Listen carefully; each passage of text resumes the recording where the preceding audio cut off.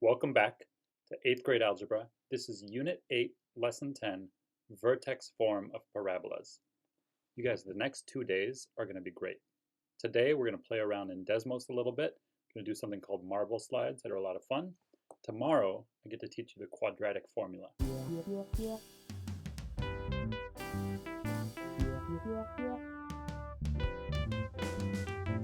So I don't want to tell you exactly how you're going to learn what you're going to learn today, because I want you to play around and figure it out yourself.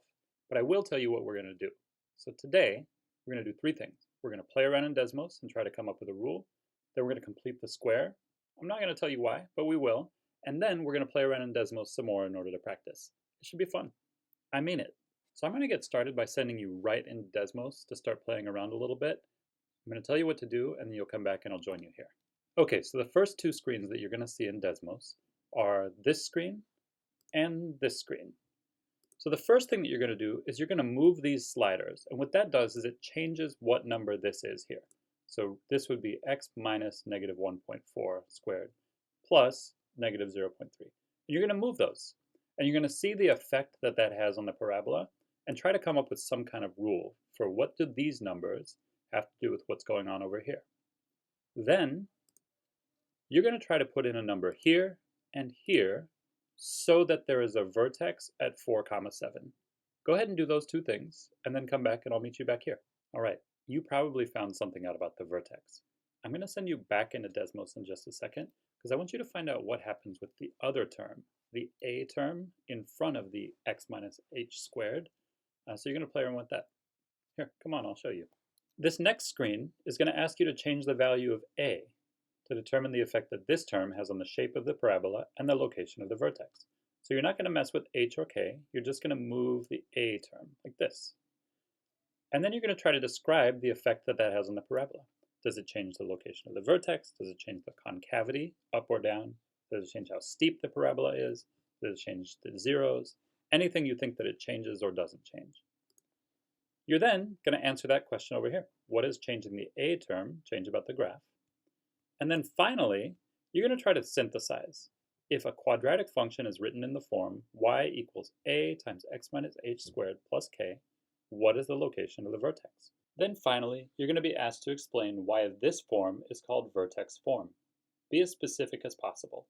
You're going to answer that and then come back here. You probably discovered a lot of interesting things about what happens when you change the a value, the h value, and the k value. Those are just arbitrary letters. We don't have to use those letters. So now I'm going to tell you, the vertex form is any quadratic written in the form a times quantity x minus h squared plus k. And what that tells you is it tells you the exact location of the vertex at h comma k, depending on what those numbers are. And then it tells you the steepness and concavity based on what a is. So if a is a really big positive number, it's going to be really steep. It's going to increase quickly. If it's a lower number, it's going to increase more slowly. If a is a negative number, it'll be concave down. Well, how is this useful to us? I'm glad you asked. I'll tell you. It's useful because no more do we have to always find the zeros by factoring or by some other method, and then finding halfway between those zeros and then plugging that into the equation to find the y value of the vertex. We don't need to do any of that. We can just look at the equation when it's in this form and know the vertex instantly. And since you've already seen most of the time when we're looking at a parabola for real world scenarios, like the arc of a basketball or like making the maximum profit, the point that we care about the most is usually the vertex. This allows us to find that instantly just by looking at it. For example, take a look at this equation, look at the graph, and think to yourself, what is the exact vertex of that parabola? Did you get it? Good job. So now, just for fun, we're going to practice sketching a graph in vertex form. You'll see how easy this is once you try it a couple times. You're going to see 3 challenges. The first one looks like this. It's going to ask you to sketch this graph and then hit the check button.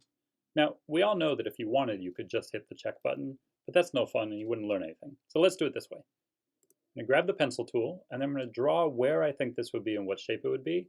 I don't know, maybe it's over here. And then I would click here to check, and it would show up. I'm then going to move on to challenge number 2 and challenge number 3. And then you're going to come back here. See you soon. We're going to do two more things today. The first is we're going to practice completing the square, and I'll show you how to do that in Desmos. And then I'm going to go ahead and preview for you the next thing that you're going to do in Desmos called marble slides. It's pretty exciting. From there, I'm actually going to leave you for today. You will complete those and your teacher will guide you through it. I really can't wait to hear how much fun you guys have with this and what you learn with it. I also can't wait until tomorrow, where I get to teach you the quadratic formula, where it comes from, and how to find the roots of any quadratic equation, no matter what the equation looks like. That's it for today. Head over to Desmos, have a great time, and I'll see you tomorrow. Welcome back to Desmos. This screen is asking you to do a couple things. First, you're going to rewrite this by completing the square. You're going to probably do that on pencil and paper. And if you're struggling with it, there's actually a video showing you how to complete the square for this problem on the next screen, in case you're stuck. Here you're going to write your new expression, and you're going to compare it to this graph and say, what do you notice? You're going to write both of those things here. The next screen is in case you got stuck. You can watch this video, and it'll show you how to complete the square for this problem, just in case.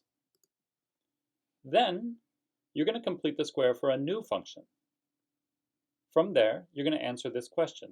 According to what you wrote, what will be the vertex of the parabola based on you completing the square here? Finally, you're going to write the original function you came up with from the previous screen, this one, here.